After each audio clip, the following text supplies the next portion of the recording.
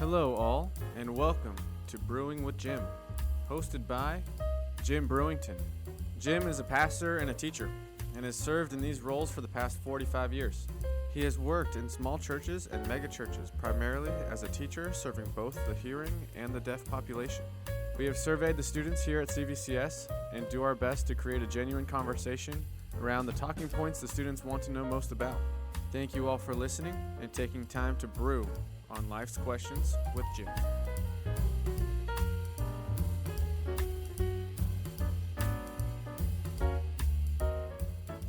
Hi everybody, and welcome to Brewing with Jim. This is your producer, Grady Sanchez, and as always, we have Jim. How you doing today, Jim? I'm good. I feel good. Classes are all over for today. Here we are at a different time of the day in here doing a podcast. I'm happy. I always enjoy these.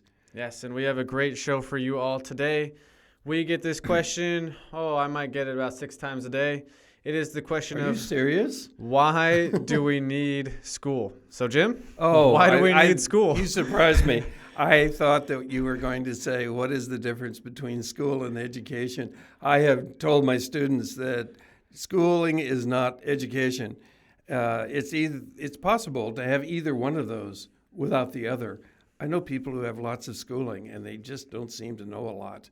And I know people who know a lot and have a lot of knowledge, and they dropped out of school early. Einstein, you ready for that one? Benjamin Franklin, and others that I have looked up in the past, but I can't remember right now. But schooling is, how do you want to do this? You want to talk about schooling first and then? Yeah, the school today is as a construct. We show up to a building, we go from class to class, we're taught specific subjects that students very rarely show any interest in, so the hour that we get to spend with them is sometimes great, sometimes grueling. So I get the question of, why do I need to learn this? What's the point of school? Why do I need to be here? So schooling, what is schooling? And they have to be why? here because the law says so, and they're forced to be here. Right. They don't have a choice. They have to go through this institution that we call schooling in the United States. And that is not motivating just by the thought of it, that they have to be here. Sometimes they can choose some of their classes, right? But there is a curriculum that they have to satisfy to get a piece of paper at the end of this period of time that they spend here, at the end of this conveyor belt that they're on for schooling. So I guess the question would be, why would the government mandate schooling? Why am I in school? So maybe your best guess at why. Well, ostensibly, they're here to learn. That's the idea. Yeah. They're here to learn and to prepare themselves for life. They're here to learn subject matter and content.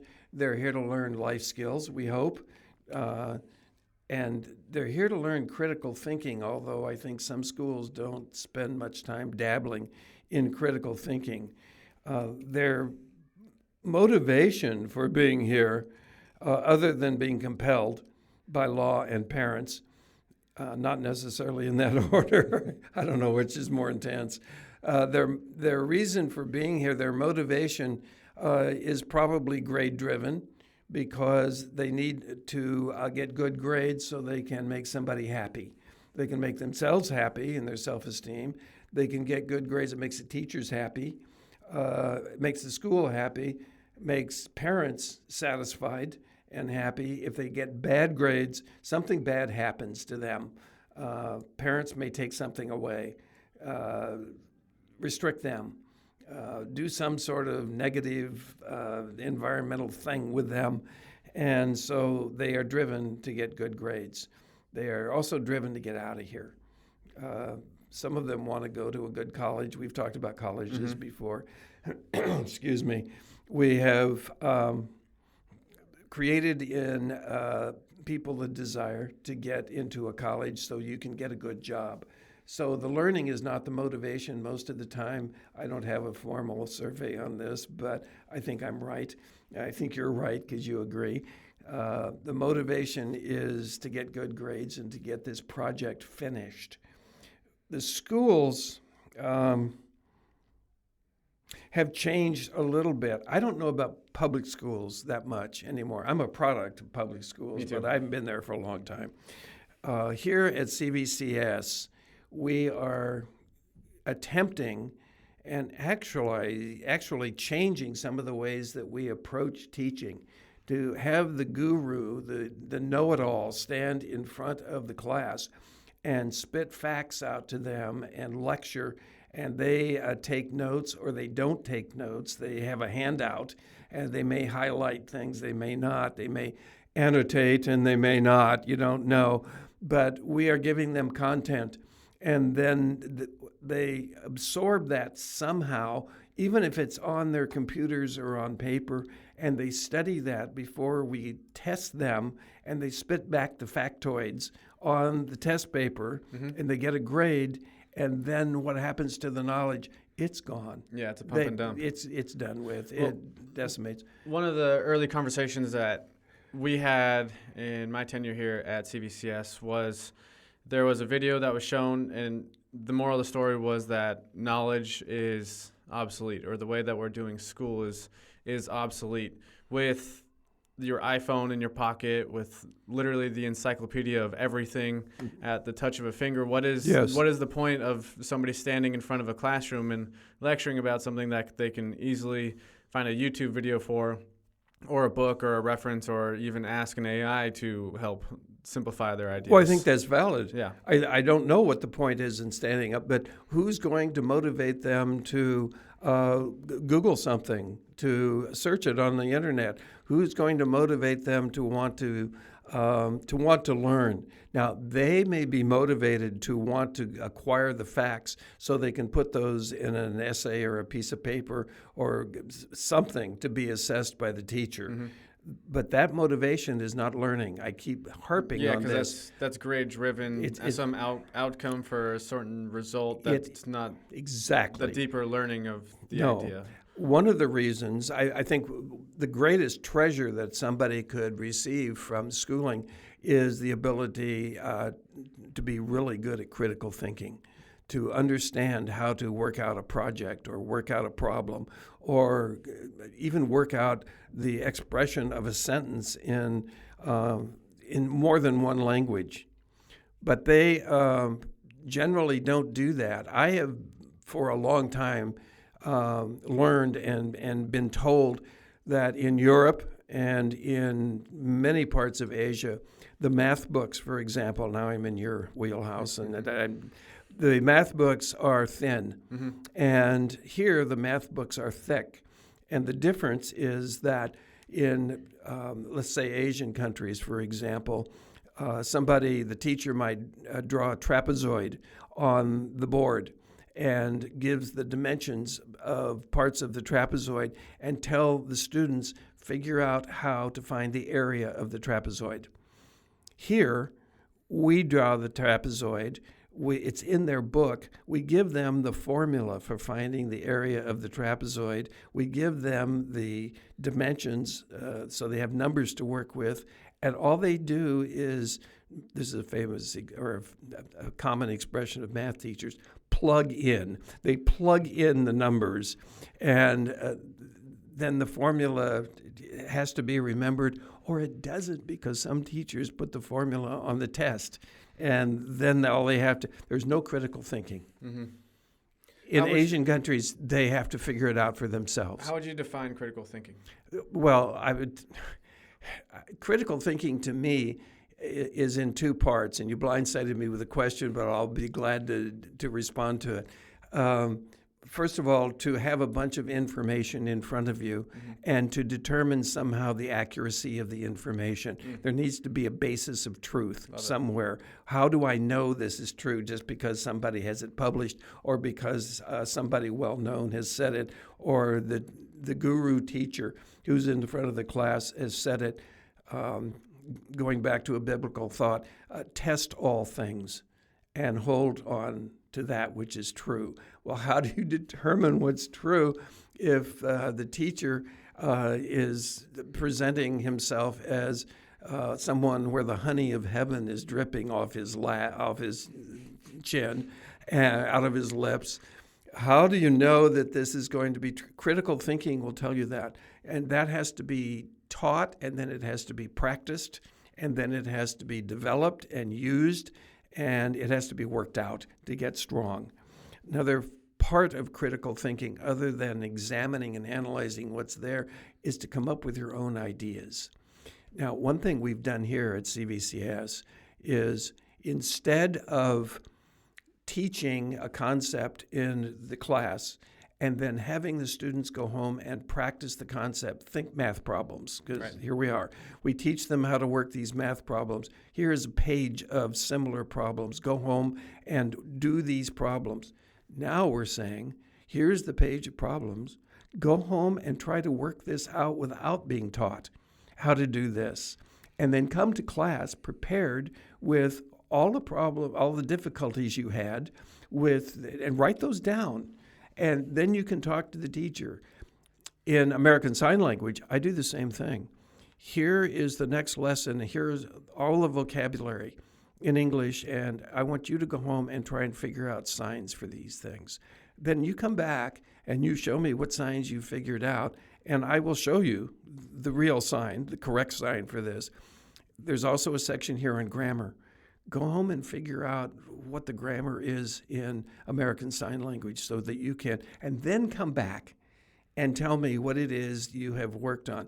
They're not practicing what I've taught them. They are discovering what I'm going to teach them. You're pointing at me. What do you think? Yeah, I'm over here just silently doing preach. I made a big adjustment in my math pedagogy this year of the same kind. I went from the Algebra 1 textbook, which was about 700 pages long, and I shrunk it down into an 80-page document. And part of my pedagogy is like, hey, I have these word problems. There's context around these problems. They're using algebraic ideas. Try these 5 at home. Come back to class prepared with them ready to go and presentable to the class. And the other students. The other students, yeah. Mm-hmm. And their job is to try them, come back with the difficulties they had, come back with their ideas, their thoughts, how multiple ways to solve these one things. And one of the hardest parts, like today, I just had the best day. Had the best day. They my Algebra 1 class, absolute rock stars. Like, shout out to you guys if you ever listen to this thing, but I love you all.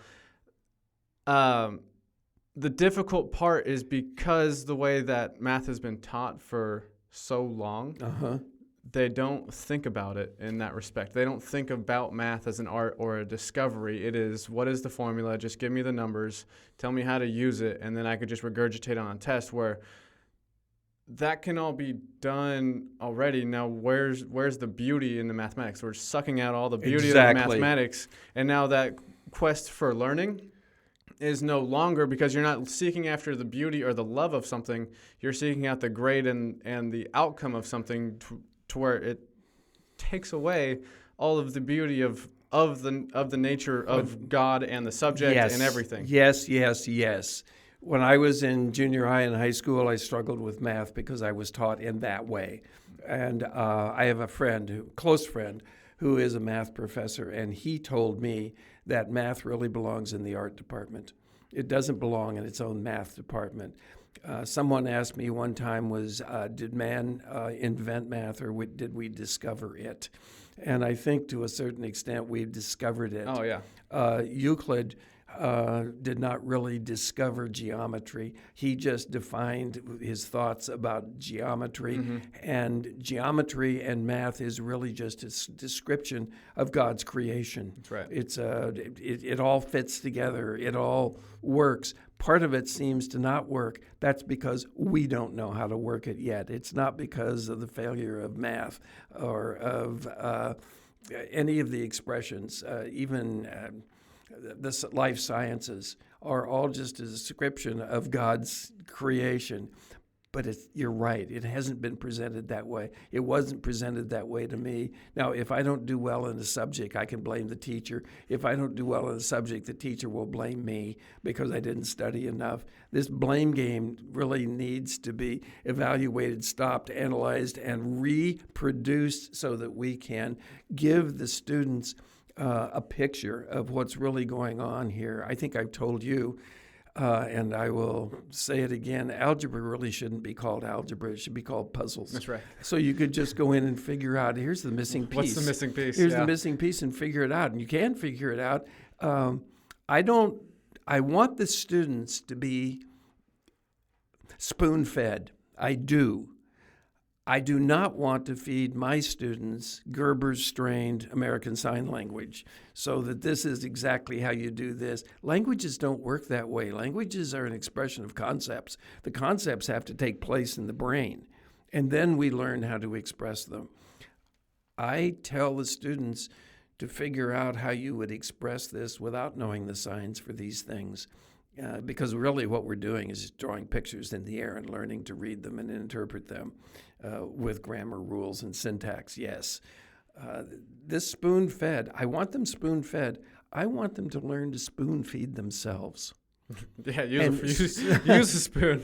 Use the spoon, That's right. But I'm not going to hold it for you. That's right. It's not, here it comes, and put it in, and Yeah. it's going to be, you find out what the answer to this is, and then you drink it in. Or even figure out which tool is best to use. You need to cut something, use a knife.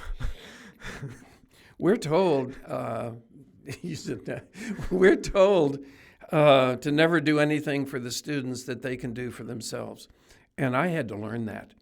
Students I'm in the process. don't It's even hard. come to school with a pencil or a pen or paper or, okay, they have to use their computers. No one charged them last night, so my computer doesn't work. Do you have? It drives me nuts. I'm going to be honest. It happens. I am not your pencil keeper. I'm not your friend. I'm not your supply closet. No. Ask somebody else. Don't ask me. No, I don't have your lunch money. No, I'm not going to catch you up for the 3 classes you missed.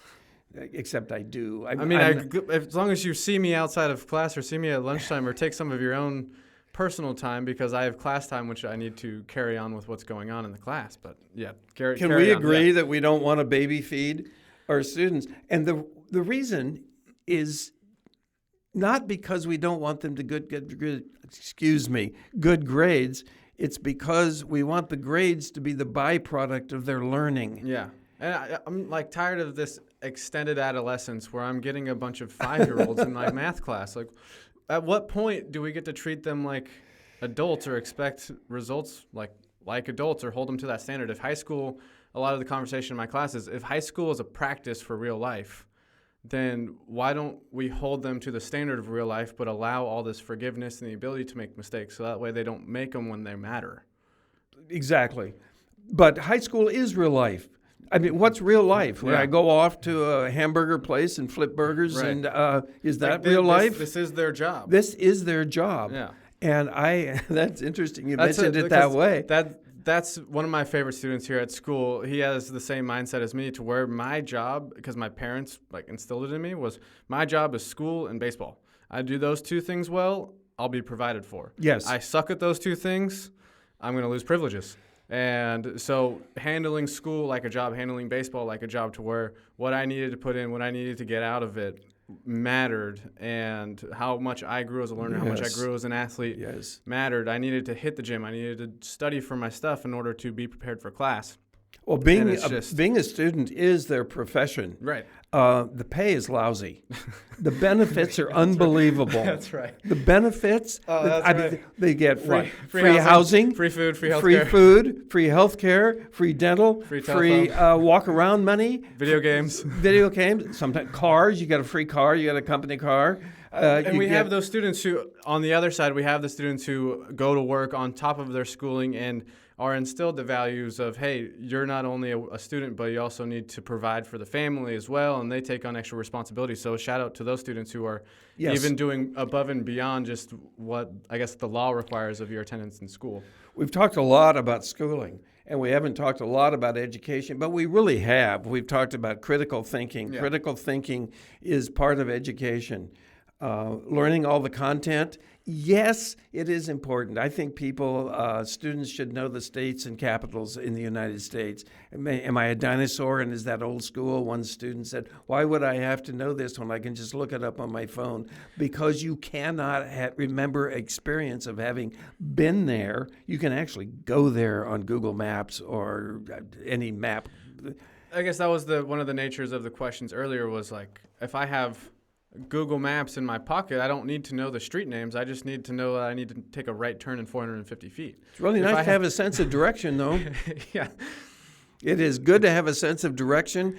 We right now have just finished primaries voting in California, and they're talking about all the states and the different counties in the states and so forth. If you have no knowledge of that, you have no knowledge of what they're talking about. If you just want to have a friendship conversation with where have you been, and they begin to tell you these different places that they've been, and you don't know that the capital of Minnesota is not Michigan. Some students will have told me that. St. Paul. Yes, it is St. Paul. And it's I got my capitals on lock. It's in a different county than Minneapolis. Okay, now let me talk about education for just a minute. Acquiring this knowledge is part of education, yes. Applying it to your life with wisdom is probably the greatest part of education. Sometimes knowledge and wisdom go together. Sometimes knowledge shows up alone, and there are people who have lots of knowledge and no wisdom. Using critical thinking, creative thinking to determine what is true and what is not true, as we mentioned before, is part of education. Knowing how to satisfy curiosities.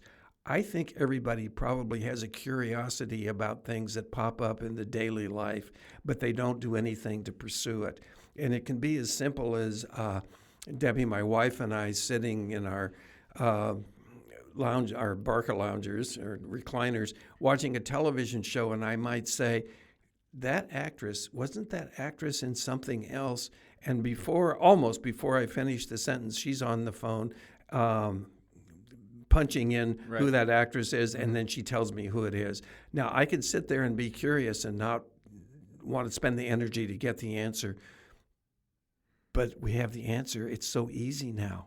A lot of the times when that happens, I tell my wife not to look it up because I just want to sit there, struggle. One time I was thinking about a song for 3 days, and I could, all of a sudden it just popped in my head who the artist was. And I was like, I got it! Yeah. But the moment was over, so... Well, that curiosity and the willingness to invest the energy to satisfy that curiosity and do a little research is part of education. Mm-hmm. And that goes on after school. Mm-hmm. I mean, when school is finished, when you're over with school and you're out doing something else, career, jobs, raising families, you still have these curiosities and the ability to go find out what the answer is. Now, I have students who sit in my classes, not many, but some, who are honest enough to say, I hate school. I hate doing this. I don't know why I'm here doing this except that I'm compelled to, and I'm miserable. And, well, what are you going to do? Sign yourself up for 12 years of misery and suffering and just live in it? Or is there a way you can become interested in school? The teacher up there, whatever subject it is, had to be turned on by the subject a little bit sometime in that teacher's life. This is fun. This is interesting. Oh, I want to know more about this. How can you plug into that and want to know more about it too? Mm-hmm. Well, do it. Examine it. Yeah, one of my reasons for becoming a teacher was because I did not like school at all. I was good at it. I had the ability to do it. Like I said, it was a job, but it wasn't a job that I liked doing. Yeah, right. So when I got down into it, I was like, man, what do I want to do with my life? Well, math and baseball was what I knew. And I always had we went back to our callings show, but hey, I was called to be a teacher. It's what I was built to do. Mm-hmm. But I knew I could do it better than my teachers. Excuse me. I knew that I could make class a little bit more interesting than the teachers I had. I knew that I had something to give the next generation of thinkers that was different than what I got in my education. I agree. And so that was like, I hated school. Let's figure out how I can make it enjoyable or turn on that one student to take the next leap or raise the middle into like the middle high or just raise them a little higher. And so that was one of the reasons why I got into being a teacher. I am the same way. I never really wanted to be a teacher, but I am one. I started teaching when I was 4 years old by teaching my friends how to play a game. That's right. And that has never stopped. Mm-hmm. So I guess I am one. Whether I didn't want to be the teacher that I observed other people being, Mm-hmm. the teacher in front of the classroom who was boring and who was frustrated and who didn't like doing what they were doing. Mm-hmm. I wanted to really convey knowledge to somebody else. I enjoy that. Mm-hmm. I enjoy it when they get it. That's the greatest feedback that we can have. Mm-hmm. There are sometimes students who come up to us and say, you know what you have said and the way you've explained this, I finally understand it, thank you. But when we see with our eyes and hear with our ears that they're getting it, that's the reason we get out of bed in the morning. Mm-hmm. That's the reason we come here and we do all of this. One thing, can I change just Please, yeah. briefly here? This dependence upon the teacher that we talked about for everything results in the teachers micromanaging the students. And here's the pencil, and here is where you put the heading, and here is where you put and use this margin for this, and do all of and sit this way. And we micromanage them. I think everyone needs to be micromanaged, but everyone needs to micromanage themselves so that someone else doesn't do it. All micromanagement from other people is the result of distrust of that person, that you can't do this by yourself. We as teachers need to shake our head and get that out of our head, and this is now your responsibility to do this correctly and to think these things. I have You students look like who you want to say something. Yes, do because it. I in my finance class, I have moved to project-based learning, and so everything I do is simulated in a project. Whether my current one is home buying, so they're running a mortgage for a 30-year mortgage for houses that they want to buy with a budget. And during this project-based learning, I have kids who just like don't do anything, and I am micromanaging them like a little bit, but then I step back and I realize like they can sink or swim. They know what they have to do. There's a deadline. And then they get their grades back and they're like, what? This is a project. Why did I do so bad? I was like, well, because you didn't do anything. You didn't do any work. And then the parents are like, hey, what happened to my kid? I was like, they didn't do anything. they literally did not do anything. It's terrible. The product that they provided was awful. And they're like, well, why aren't you staying on my kid? I'm like, I didn't want to micromanage your kid to the point that he can't think for himself. Like, at what point, where is the fine line between micromanaging and keeping on task? It's like that project manager, I guess, is like, hey, I don't want to be on the phone with you the whole time so you're not doing any work, but I also have X amount of students over here who also need my help. So I can't hold your hand the whole time. That's right, especially if you're teaching swimming and it's sink or swim. Yeah. And yes, I can show you how to stroke this way and that way. And now you have to go across the pool by yourself. And I'm not going to stand there and move your arms for you. You're going to have to figure this out on your own. I guess, where's the fine line and how do we communicate with the students and with the parents? Like, hey, you got to do the work. If you don't do the work, like, I'm out of it. Can't help you there. That's right. Like, there's a point where I'm not going to micromanage you anymore because you just purely don't want to do this. Well, I'm in charge of teaching you. You're in charge of learning. I'm not in charge of learning for Please. you. Yeah, build on that, please. Well, I don't know. I have told that to the students that you're on your own here. Now, if you have difficulties of some condition in your life that you have to be better taught in a different way, I will adjust if I am able to adjust, or I'll get somebody else to come in and help you learn the way you need to learn. But I'm not going to learn it for you. We've gone over this vocabulary we've gone over this vocabulary 4 or 5 times, not 14. Probably 14 by the end of it. Yeah. Well, it seems that way. Yeah, we've gone over it, and now I've taught it, and there's nothing more for me to teach now. It's your job to learn it, and so you have to sit down with a friend or a study buddy, or just learn this vocabulary and learn how to put these sentences together, and then you will have this language. That's just part of it. They have a responsibility too. But you know what, Grady? We have spoon-fed our students in our school systems for so long that we don't know another way to do it, and they don't know another way to do it, and one of us is going to have to change, and we're the adults. And we're the ones that need to, okay, you're going to think on your own, and this is how you critically think, and this is how you determine what is true and what isn't, and this is how you explore some concept that's been given to you, and you figure this out. That whole concept, as far as I know, with my schooling experience, was missing. We didn't have to do any of that kind of stuff.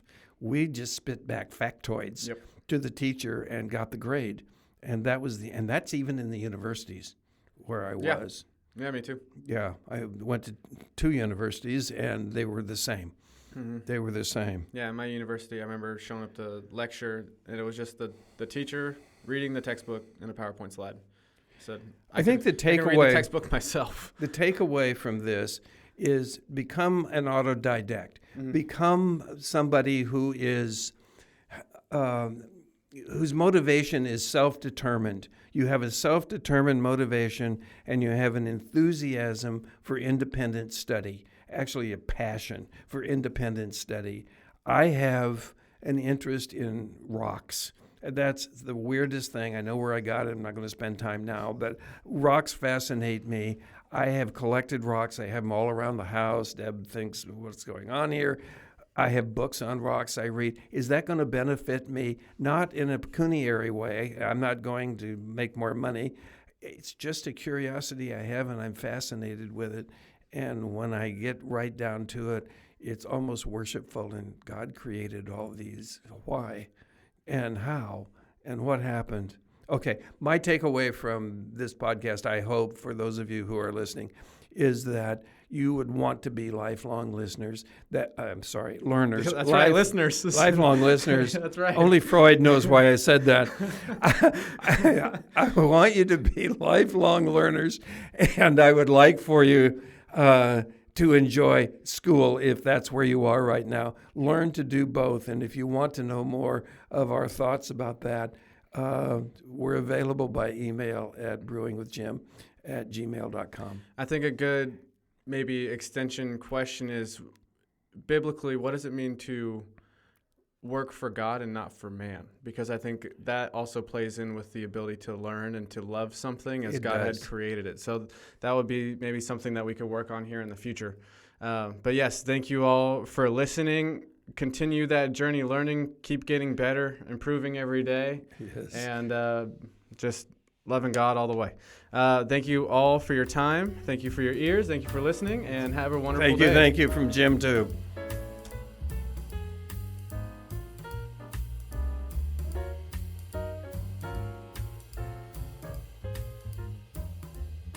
The topics covered and answers offered in Brewing with Jim mine the wisdom attained from a life of pastoral ministry and care. They do not constitute professional or clinical training or expertise in the areas of counseling or mental health. CVCS and its podcast network want to provide a platform for the discipleship of our community. Brewing with Jim is our attempt to foster that environment in a format that is accessible and open for all to partake in. The views, thoughts, and opinions expressed are the speaker's own and may or may not represent the views, thoughts, and opinions of Capistrano Valley Christian Schools or its faculty. The material and information presented here are for general information purposes only. This episode has been a production of the Capistrano Valley Christian Schools Podcast Network. Capistrano Valley Christian Schools is a Christian JK-12 school in San Juan Capistrano, California. Be sure to check out, subscribe to, and leave a review of this show and the other shows on our network on your podcast player of choice. Doing so supports the school community in a multitude of ways. For more information about the CVCS Podcast Network or any of our other shows, check out cvcs.org or email podcasts@cvcs.org. On behalf of the whole network, this is Mr. Jasper saying thank you again for listening, and stay tuned for more.